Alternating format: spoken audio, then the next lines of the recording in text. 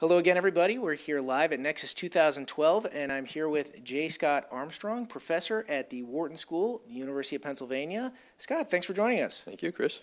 So is this your first chance to attend NECSS in New York City here? It is. How are you enjoying your time so far? I'm having a good time. Very good. Now, you're going to be on a panel on futurism. Can you give us a little background? What is that all about? Well, I'm sort of the methodology guy. I'm saying what's going to happen in the future. The important thing is what methods do you use to find out? Probably the worst thing you can do is ask experts. It's fascinating, but experts in complex situations, the interesting kinds of things we're talking about, experts have actually no ability to forecast. And this is based, you don't have to take my word for it, it's based on about 70 years of research. I originally did a paper called the seersucker theory in the late 1970s. And that is, no matter how much evidence exists that seers do not exist, suckers will pay for the existence of seers.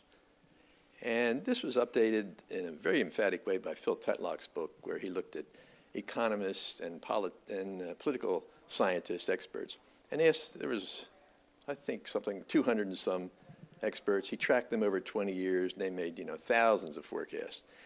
And he found they were no better than non-experts. You just need a minimum level of expertise to understand the question, and then you're just as good as an expert. So people should not defer to experts when facing forecasts about the future.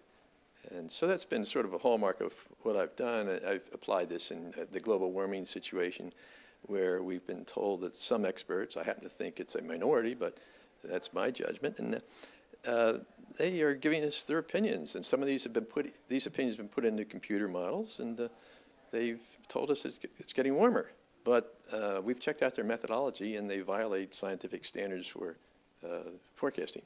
So if not experts, who can we go to find out what's going to happen in the future, and how am I going to be able to win the lottery if I can't go to an expert? Well, that's where I come in. I'm the evidence-based methods man for forecasting. The only way we learn about the future, or about anything, is experimentation. So why was there an industrial revolution? Why did agriculture move ahead? It didn't help to have a lot of experts talking to each other. Why did medicine move ahead?